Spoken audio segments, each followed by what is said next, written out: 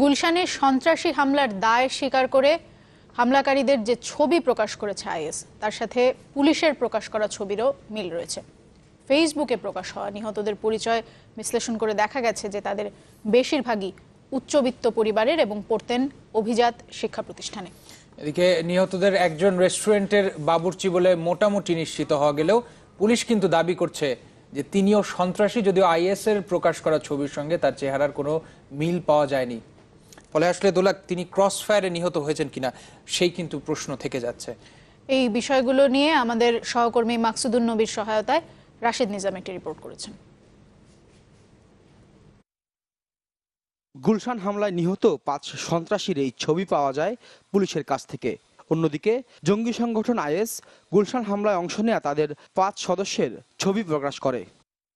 এসব ছবি প্রকাশ হওয়ার পর অনেক কিছু যেমন পরিষ্কার হতে শুরু করেছে, তেমনি দেখা দিয়েছে কিছু প্রশ্ন। প্রথমত, উভয় ছবিতেই সবচেয়ে বেশি মিল পাওয়া যাচ্ছে এই ব্যক্তির।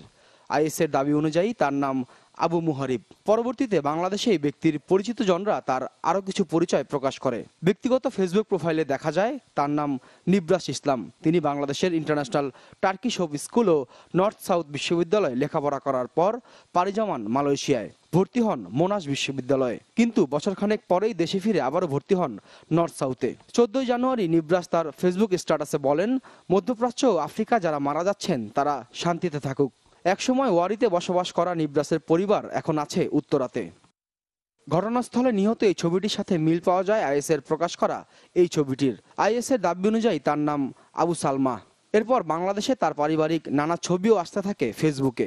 মূলত তার নাম মীর সামিহ মুবাশশির। পরিবারের সাথে থাকতেন রাজধানীর বনানী ডিওএইচএস এর 5 নম্বর সড়কের 68/A নম্বর বাসার 5 তলায়। স্কলাস্টিকা স্কুল থেকে ও লেভেল সম্পন্ন করার পর এ লেভেলে ভর্তির জন্য গুলশানে 2টি কোচিং সেন্টারে পড়ছিলেন।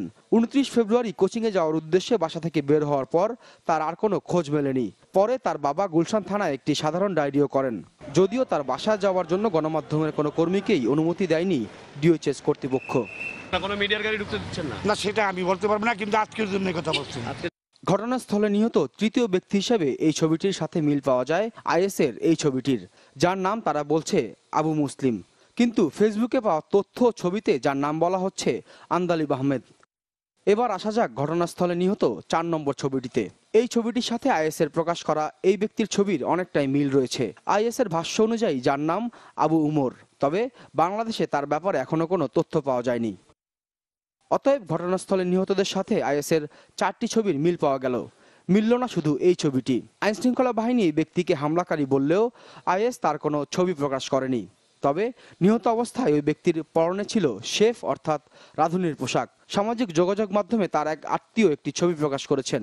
ধারণা করা হচ্ছে তিনি হামলা হওয়া রেস্টুরেন্টের রাঁধুনি ছিলেন। তাহলে আইএসের প্রকাশ করা বাকি একটি ছবি কার? এই প্রশ্নের উত্তর দিয়েছে ফেসবুক। দেখা যাচ্ছে তিনি আওয়ামী লীগের ঢাকা মহানগর কমিটির যুব ও ক্রীড়া সম্পাদক ইমতিয়াজ খান বাবুলের ছেলে রোহান ইমতিয়াজ। তবে ঘটনাস্থলে নিহত সন্ত্রাসীদের সাথে তার ছবির কোনো মিল পাওয়া যায়নি। ঢাকার লালমাটিয়ায় রোহানের বাসায় কাউকে পাওয়া যায়নি। 6 মাস ধরে সে নিখোঁজ বলে জানায় নিরাপত্তারক্ষী। দেখেন নাই কতদিন ধরে? তার 6-7 মাস ধরেই দেখি।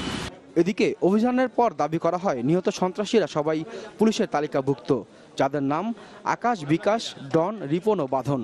প্রাথমিকভাবে আমরা যেটা মনে করতেছি এরা জেএমবির সদস্য, এবং জেএমবির সদস্য হিসেবে আমরা তাদের কিছুদিন যাবৎ খুঁজতেছিলাম। যারা ক্রিমিনাল, এদের তো এখন তো পৃথিবী একেবারে ওপেন, যে কোনো লোক যে কোনো অর্গানাইজেশনের সাথে, যে কোনো ব্যক্তির সাথে নেটওয়ার্কের মাধ্যমে যোগাযোগ করতে পারে, ওদের সাথে থাকতে পারে। ইন্টারন্যাশনাল টেররিস্ট গ্রুপের সাথে তাদের এই ধরনের থাকতে পারে। গুলশান হামলায় একজনকে আটকের কথা বলা হলেও তার ব্যাপারে এখনো কোনো তথ্য পাওয়া যায়নি। রাশেদ নিজাম, চ্যানেল 24, ঢাকা।